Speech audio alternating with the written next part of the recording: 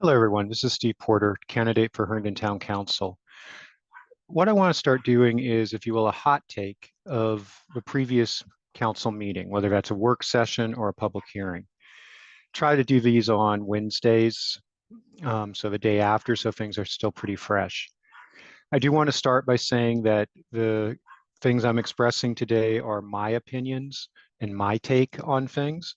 They do not represent official views of the town council, which I'm not a member of yet, the Board of Zoning Appeals, my rescue squad, or either of my employers, Oracle Corporation or Loudoun County Combined Fire and Rescue System.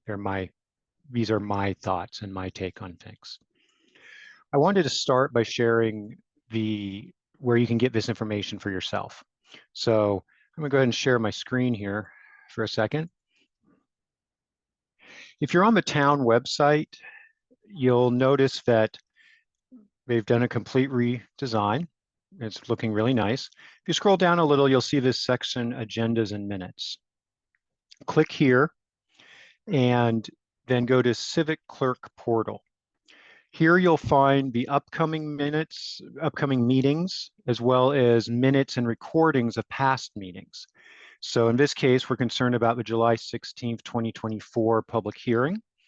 So once the meeting's completed, you can actually click on here and watch the entire meeting.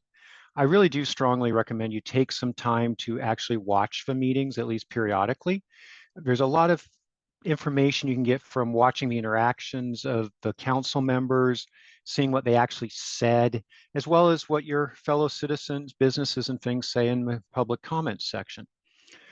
However, you can also go here to Town Council, and here you'll see the entire minutes along with the various handouts and information. So in July, there's only 2 meetings, one work session and one public hearing. Last night was the public hearing, and so there won't be another meeting until August. It was a relatively full meeting. There were some lease renewals under public hearings. These are utility company or wireless companies that have antennas on water towers and things like that, and they're renewing their leases. There was some typical end of year type stuff for encumbering funds, stuff like that. So pretty straightforward. Some of you will definitely be interested in the new standards for traffic calming and crosswalks. So that's a little more detailed than we can go into, and it's on the consent agenda. So there really isn't much in this presentation about it, but it is worth taking a look because I know that's something a lot of people are really passionate about. But that's where you can go to find the stuff, look at it, and like I said, review the meeting minutes, recordings, which is helpful. All right, so what happened last night? There were, as we mentioned, just some routine business, but there were a few items there and some things that definitely the public came to talk about. We had quite a few public comments last night, and they fell under generally one of 3 categories. Category 1 was people that were not happy that the Fairfax County Democrats have chosen to endorse in the Herndon Council races. I agree with them. I don't think that the nonpartisan race should have political party endorsements in play. However, Cesar Del Aguila and Pradeep Dekal petitioned very hard and got the Democrats to agree to endorse in this race. So that represents a sizable advantage in a presidential year because there will be a lot of people that will show up that frankly don't even know a town of Herndon has a government. And they'll just take the appropriate piece of paper that has the Democrat sample ballot and they'll just vote for everybody on it without actually knowing anything about any of the candidates. So it's sad. It's not how I think government should be run, and certainly not at this local town level where really the national agendas of any of the parties really don't fit that well with what we do as a town government and what we do as a town. So that being said, because there is going to be an endorsement, there is a caucus coming up. The Fairfax County Democratic Party is holding a caucus in early August. Any Herndon voter can participate as long as you're state that you are a Democrat and that you'll support the people that get endorsed. So if you're interested in doing that, I would suggest participating if you can. There are two candidates for mayor, Pradeep Dakal and Kevin LeBlanc. Kevin has my endorsement. He is doing the endorsement largely because, again, in a presidential year, but he fought against endorsing. This really was Cesar and Pradeep's baby to push the endorsement. But town council, because there's less than 6, everybody who got 10 signatures from party members who wanted the endorsement is getting the endorsement. Doesn't matter how good a candidate you are or anything else. The town council, there's no mechanism to vote someone up or down. They're just going to they're going to endorse the 5 candidates that ask for the endorsement. So that's unfortunate, but we do want to make sure that, you know, our community and its voters, instead of just the larger Fairfax County Democratic Committee members who voted to do the endorsement, actually have some say in who ends up on that ballot for mayor.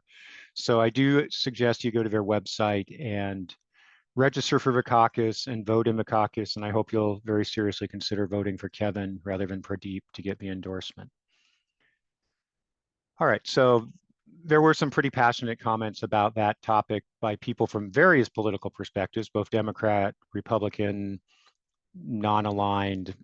There were no public comments in favor of endorsement, just some pretty passionate ones against it. The second issue that came up, which is what most of the people who did public comments spoke on, was traffic issues, particularly traffic safety issues. A couple intersections and areas were mentioned during the evening, but the big one was Monroe Street and Herndon Parkway. For those of you who haven't been following, that's been a problem spot for a while. There was a serious accident in early January. There was another very serious accident in June. It tends to be high speed. There's a blind corner, there's a hill. It's a nasty intersection. And so a lot of people came to speak on that, to express their concerns and their fears. And from the town's perspective, they did bring up a couple updates. One, they've asked Herndon Police to increase their patrols and monitoring of that area. And several residents did notice they've seen motorcycle patrols and things like that on an increased basis in that area, trying to be sort of the police calming presence. The town also stated that they're going to make it the first project for the consultant this fiscal year. So the fiscal year just started on July 1st. The town has a full-time traffic engineer, but we also have a consultant that we use. And so they're going to engage the consultant to do a study, and they hope to have at least an initial draft study and possibly some proposals at the September meeting. So that would be really good. I support these traffic calming efforts. I think we need to do more to keep our streets safe. There are a variety of possible tools that can be deployed here. For example, rumble strips, speed bumps, better signage, possibly some of those signs that alert when you're coming up on a stoplight that's getting ready to change. I haven't seen a lot of those in Virginia, but when I go to visit friends in North Carolina, I see them all over the place. And they seem to help. You know, you're coming up on a stoplight a little ways down the road, this sign lights up that, you know, if a blinking light saying, be prepared to stop. You know, will it fix everybody? No, I mean, there's still going to be stupid drivers, but hopefully it will help with, you know, the people who are trying to do a good job driving and, you know, just aren't paying attention, have a momentary lapse of concentration, those type of things. So hopefully we'll get some good news about this in September, October timeframe. And as I think I mentioned a little bit ago, there was a revision to the policies around traffic calming proposals, things like that. There's a lot of detail about that in the meeting agenda packet that you can get on the town's website. So those were the first two things that people talked about. The third set of comments, and ones I actually got involved in, were about proposed donations. There were two proposed donations and a change to the donation policy on tonight's general agenda. My biggest thing about these is the inconsistency. The town had a donations policy and process that was administered by staff for many years. Many good organizations, the All Night Grad Party, Fish, The Closet, various PTA groups, a variety of good organizations receive money from that each year. Several years ago, the town council, including a number of the members currently sitting on it, decided to do away with that.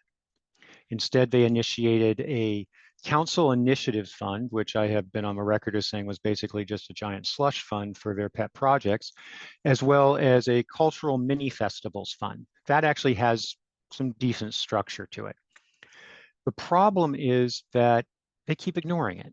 They keep creating these one-off situations, special exceptions to the policy, things like that. And it creates a real inconsistency. It's basically pork barrel politics, right? It's whatever Cesar or Pradeep or Nyla, they're the ones that generally are heading these up, want to give money to for their own personal reasons, whether it's political gain, their own agendas, whatever. But we really need to be consistent. We need to have policies that, people who are looking for these events, looking for these kinds of donation, can reasonably follow and expect to be treated fairly. So that's overarching sort of a concern with that. So the three donations that were considered, or the two donations and a policy change. The first donation really didn't fit into anything. There actually isn't even a line item really for it, which was a donation to the Stars and Stripes Foundation for their golf tournament. This golf tournament happened in May of 2024, and Stars and Stripes is an organization that offers aid to veterans, veterans' families, first responders, and others, and they do some good work. That's one of the biggest problems with charitable donations is Herndon is blessed with so many organizations that do good work. Problem is, how do you decide who to give the money to? And frankly, I would rather have you as the citizens decide what to give your money to and not raise your taxes to cover what a few people on the dais decide should get your money. So that's just my take. So Stars and Stripes did this golf tournament, which was quite successful actually. And the Herndon Golf Course actually made a lot of special exceptions for them. They gave them rates that normally other organizations doing charitable work, fundraiser type stuff don't get. They got golf cart rentals. They got free range balls. They relaxed their policies on how you have to do work with the food vendors at the golf course. I mean, they really sort of bent over backwards for Stars and Stripes. Largely at Cesar's encouragement. He was the one who really is championing this from the council perspective. All in all, it was roughly estimated to be somewhere around $10,000 in-kind type donations. Okay. They're coming back asking for an additional slightly over $3 grand to cover the range fees. Sorry, the green fees, right? The actual fees paid to play the course. Again, it's sort of out of policy. And so there are also some concerns in Stars and Stripes financials in their budget. For example, they had a fairly large item justifying their expenses that was expenses paid to volunteers. Well, they're volunteers. Why are they paying a sizable sum of money, like $1,000, $2,000 per volunteer or something, to work the event? Now, Stars and Stripes did come back and say no money was paid to any of their volunteers, nor would it be paid. Still sort of begs the question why there's a line item for it in their actual event budget that sort of justifies the overall cost and scope of the event. So that got called out by, I believe, Kevin LeBlanc, and also one of the commenters from the audience. The overall end result on that one is that the motion failed.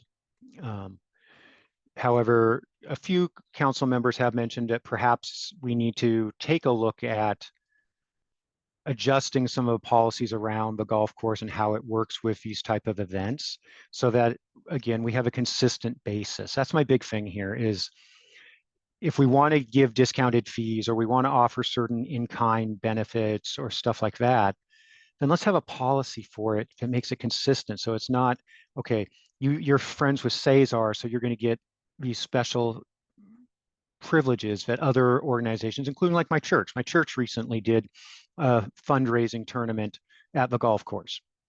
We didn't get any special treatment or anything. And there are a number of other groups that run that type of event at the golf course. So we just need it to be consistent. So that failed. 3-3. I keep saying Congresswoman tonight. Councilwoman Scherf was absent, so there were only 6 members. And on this and the next issue, the council divided 3-3. And you have to have a majority for something to pass. So the motion failed on a tie, basically. So that's Stars and Stripes. So that was the first one. The second one's a little weirder. It was a donation to the Pakistani Day Festival. This was an event headed up by Councilwoman Naila Alam last year. And this year, it wasn't eligible for the mini festival funds because part of the way they have structured the mini festival policy is that it provides funds for the first year. And also it requires that you match the funds. So the organization or the sponsors have to have some skin in the game, in essence. So last year that happened. I forget the exact amount they got. So this year they weren't eligible. So Cesar, not surprisingly, managed to, with his majority on council, get the Pakistani Festival its own line item in the FY 2025 budget. This actually has even fewer restrictions, like no restrictions on how it's spent or matches or anything like that. So they were asking for $5,000. It was unclear whether there was any match from the sponsors at all on that. And also they were looking for roughly $1,200 in kind from the community center to waive the fees for using the facility. Pakistani Festival sounds interesting. I actually do support these multicultural festivals. I think they're excellent opportunities to share among the different cultures and ethnicities and groups that we have in this town. But again, it comes down to, we have a policy. Why do some groups get special treatment while others don't, right? So consistency. Again, this particular motion failed on a 3-3 vote with council members Delagula, Pradeep Dakal, and Naila Alam voting for it. Council members LeBlanc, Vice Mayor Hedrick, and Mayor Olam voting against it. So those are the first 2 that were the straight up donation type things. The third thing that was related to donations is that there's a Que Pasa Hispanic Festival coming up sometime in September, I believe. Sounds like a great event. It really does. It should be a big event. It really does celebrate a variety of aspects of Hispanic culture. It really is sort of what we're looking for when we think about these multicultural festivals, something that, highlights a culture, highlights, music, food, educational opportunities, things like that, and hopefully has staying power to become something regularly that occurs in our town. That's sort of the idea behind these mini cultural festival type things. However, it's an expensive event. And so Cesar wanted to give them an extra 5,000 above the 10,000 that the policy would allow for. And again, it's inconsistency in policy. And actually, Vice Mayor Hedrick came up with an idea of, okay, why don't we change the policy then? Rather than create some one-off that just goes to somebody who has a friend on council, Why don't we, if this really is a valid change, let's change the policy. So the item on the agenda was actually to increase the maximum allowable for these funds from 10,000 to 15,000. I'm actually okay with that. I also think that perhaps we can revisit the policy a little bit more to perhaps allow for like 2 years of support, because these type of events do take some work to get their legs under them, right? And maybe, maybe we stagger the amount that we'll cover. Maybe, the first year we'll pay up to 75% within the limit with a match. Maybe the next year we only do 50%. We can play with the numbers. The other thing I really want to make sure is that the organizations or the sponsors, the groups, have skin in the game as well. And so I think it's important that there be some sort of committee, whether it's an actual nonprofit organization or just sort of a citizen committee, it doesn't really matter, but some sort of group that will keep this going, that will take the lead on it. This shouldn't be something that town council or town government is running, right? We're trying to support it, but ultimately it has to, just like successful events like Friday Night Live, Winter Mark, the Homes Tour, all those type of things. They have dedicated groups of leaders and volunteers that manage and keep those events going. And that's where we need to go. So I do think we need to make sure, as part of giving out these funds, that there's a leadership group that's identified that's going to, put it on, analyze the results, and help, move it forward into its next stage, into future years, things like that.